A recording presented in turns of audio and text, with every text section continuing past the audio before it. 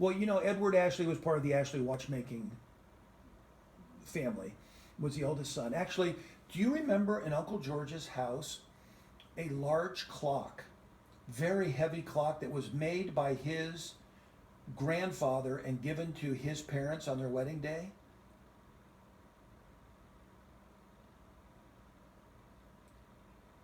Very heavy, it's dark, it's very. I have that clock. George gave me that, and I have that clock, but it was made by his grandfather for George Ashley's father on the wedding day, and Edward Ashley was raised in kind of that watch business, but he also worked for the Borneo Trading Company. He worked for we've got letters from his boss and stuff. And then he met Rosa Leovold, that's our great grandmother, who was an indentured servant, and so was her sister. They were placed in indentured servitude. Some kind of medical issue was going through England at the time. Her father became sick, her brother became sick, one brother died, and her mother died. And actually her mother, where we started this route was, we found out that her mother died in a large building that in those days they had these large buildings which were a combination, a sane asylum for very poor people, or just a sane asylum in general. The other half was medical facility for the poor, for the paupers. And she died in one of those facilities.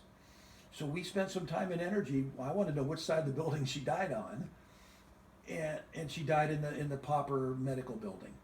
So when all this health problems happened, let's see, our great great grandfather, he lost a son, his wife was dying, he put his daughters as indentured servants, and our great grandmother Rosa Leovold was what they called, she worked for a greengrocer, which was basically worked in a produce store, worked with produce and that kind of stuff. And then I remembered that my grandma Rose was always, very much into gardening and would clip dandelions out of the lawn and make dandelion drinks, and was very much into that natural foods kind of stuff. So it fit perfectly. That was Grandma Rose. And I remember George being that way too. And your grandmother too. Okay, so they were all that way. They got it from their mom. And so we started doing some research on her, and when her husband died, our great grandfather died, she was like 62 or something when Edward died. Now, I didn't know this. Did you know that she remarried? She remarried the guy next door. She married the guy next door. We even had, we went to the church in Ramona where our great grandfather had his memorial service and stuff.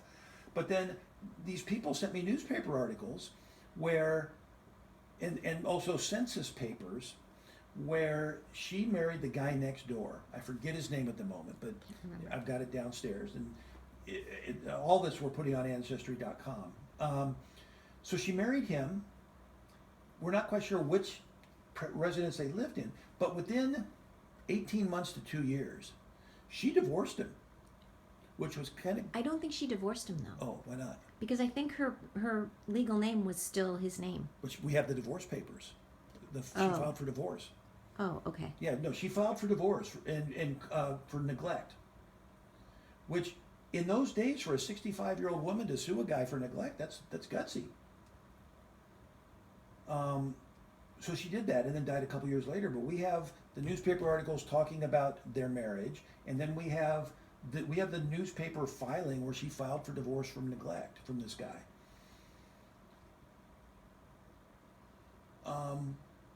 So it was we're still working through this, but there's a lot of interesting stuff. A lot of it's from Ruth.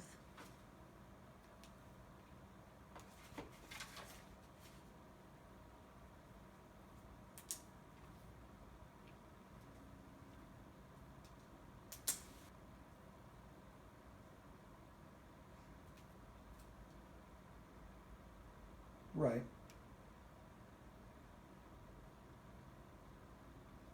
It was Grandma Ashley's last house.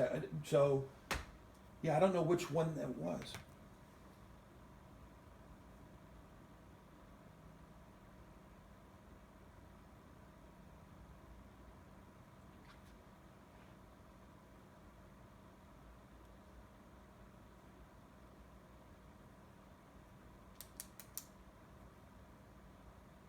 If it was if it was next door, maybe it was the guy's house and he took the farm property.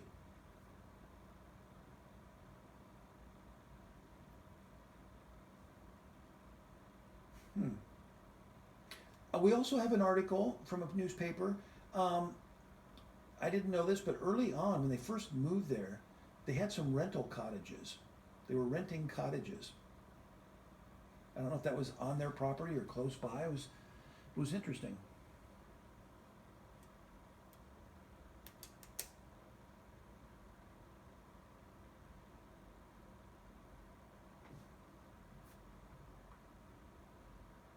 Was born where?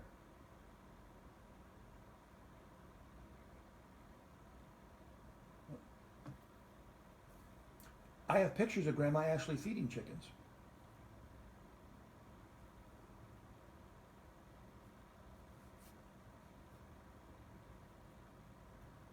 Could have been.